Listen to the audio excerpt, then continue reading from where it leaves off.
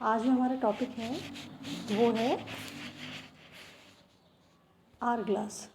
ठीक है, अब हम ये देख रहे हैं कि आर ग्लास क्या होता है, और इसका एक वर्ड दूसरा और है जो आर ग्लास का, जिसको बोलते हैं हम सैंड क्लॉक। ठीक है, तो सैंड क्लॉक और आर ग्लास जो है पुराने टाइम में टाइम को इवेलुएट करने के लिए यूज़ करते थे। ठीक है, तो वो एग्जैक्टली होता कैसा था, अगर आप ऐसे एज्यूम करें तो एक ग्लास का स्ट्रक्चर होता था जिसके अंदर एक नेक होता था। ठीक है, दो ग्लास के स्ट्रक्चर्स होते थे और उनके बीच में एक नेक होता था। उस नेक के थ्रू ऊपर वाले जो ग्लास होता था उसके अंदर से सैंड फ्लो करती थी नीचे वाले ग्लास में। ठीक है, और वो टाइम इस तरह कैलकुलेट किया जाता था कि 1 घंटे में वो पूरा का पूरा सैंड ऊपर वाले ग्लास से नीचे वाले ग्लास में चला जाता था। अब मुझे दूसरा आर कैलकुलेट करना, तो कैसे करेंगे, उस ग्लास को हम टर्न कर देते थे तो दूसरा आर हमारा कैलकुलेट हो जाता था। तो ये सिंपल तरीका था टाइम को कैलकुलेट करने का। ठीक है, तो आज हम एक आर ग्लास बनाएंगे और हम कांच के बीकर और वो सब डिफ़िकल्ट चीज़ें नहीं यूज़ करके घर में मिलने वाली जो चीज़ें हैं उनसे ये आर ग्लास बनाएंगे। तो मैंने जो लिया है वो है 2 स्मॉल बॉटल्स लिए मैंने। आप साइज़ अपने अकॉर्डिंग ले सकते हैं, लेकिन ये है कि बहुत बड़ी बॉटल लेने के बाद उनका बैलेंसिंग के लिए उनका स्ट्रक्चर बनाना पड़ेगा, स्टैंड बनाना पड़ेगा। तो मैंने ये छोटी बॉटल्स ली हैं। आपके पास अगर इससे भी छोटी बॉटल्स हैं तो उसमें भी कोई दिक्कत नहीं है। ठीक है, ये दोनों बॉटल्स जो हैं इनके मैंने ये जो रैपर्स है ना इनको मैंने कट कर लिया है। क्यों? क्योंकि अगर मैं इनके ये रैपर्स रहने दूँगी तो ये क्लियरली दिखाई नहीं दे पाएगा इसके अंदर जो सैंड है या मटेरियल है वो फ्लो किया है ना। तो दोनों जो बॉटल्स हैं उनके मैंने ये जो स्ट्रिप्स हैं ये हटा दिए।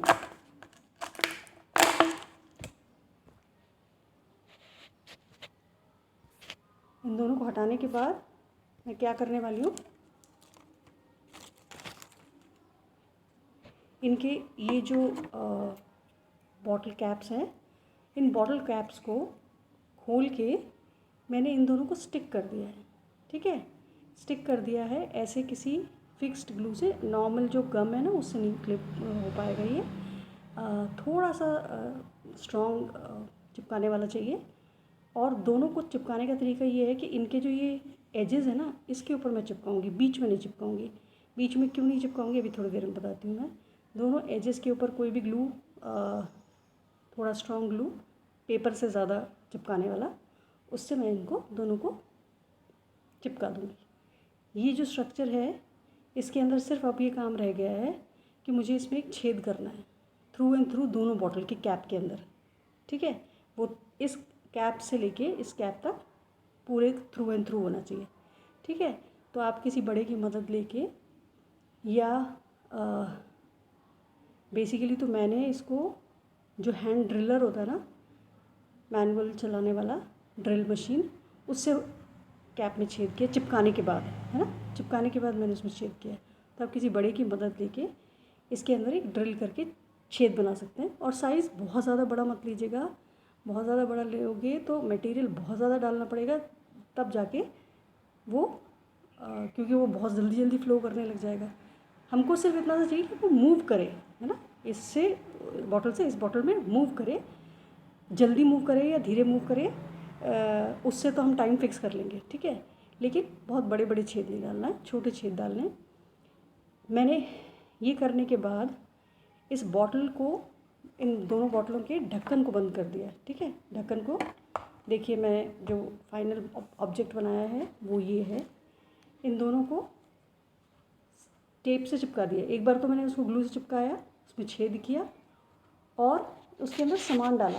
अब वो सामान डाला, क्या डालना है, सैंड डालना है सैंड क्लॉक में। तो सैंड क्लॉक का जो लॉजिक है मैं वो आपको बताती हूँ। सैंड डालने का रीज़न ये होता है कि वो फ्लो है ना, उसमें मॉइस्चर कम होता है, फ्लो इजीली होता है इसलिए। तो सैंड स्पेसिफिकली आपको ना मिले तो क्या करें, तो आप मैंने जो डाला है वो है सूजी। सूजी में क्या है कि अगर मैं इसकी जगह आटा डालती तो उसका फ्लो है ना स्मूथ नहीं होता। तो मैंने यहाँ पे सूजी डाल के सूजी क्योंकि उसका फ्री फ्लोइंग होता है, अगर सपोज़ वो गीली है थोड़ी सी तो आप उसको सन में सुखा दीजिए और उसको फिल कर दीजिए बॉटल में, और बॉटल को बंद कर दीजिए और टेप कर दीजिए। ठीक है, क्योंकि अब मैंने टेप इसलिए कर दिया क्योंकि पूरा मटेरियल मैंने डाल लिया है, अब मुझे इसमें कोई चेंजेस नहीं करने।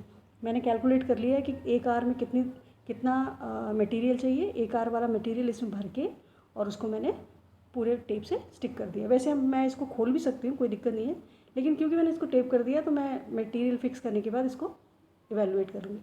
अब इसको वर्किंग देखें, ये पूरा मटेरियल भरा हुआ है, मैंने इसको टर्न किया ऐसे, अगर आपको दिख पा रहा है तो नीचे वाली उसके अंदर ये सूजी जो है, ये जो मेरी सैंड है क्लॉक की, वो कलेक्ट होती जा रही है।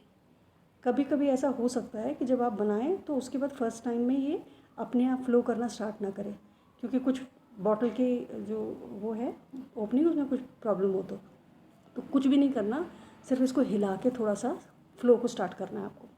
ठीक है, तो फ्लो स्टार्ट हो जाएगा तो ये अपने आप कलेक्ट होती जाएगी। तो देखिए इस सूजी के बैक में, इस बॉटल के बैक में देखिए ये कलेक्ट होता जा रहा है। इसको मैं सिर्फ रख दूँगी और मेरा ये 1 घंटा कैलकुलेट कर लेगा। अच्छा, ये एक्चुअली बनाने के बाद मुझे टेस्ट कैसे करना है कि कितना मटेरियल डालना है। मैं एक स्टॉप वॉच यूज़ करूँगी, उससे मैं ये देखूँगी कि कितने मटेरियल पे ये 1 घंटा पूरा होता है। ठीक है, उतना ही मटेरियल मैं रहने दूँगी बॉटल में और बाकी मटेरियल बाहर निकाल दूँगी। या देख लीजिए आधे घंटे कितनी देर में होता है।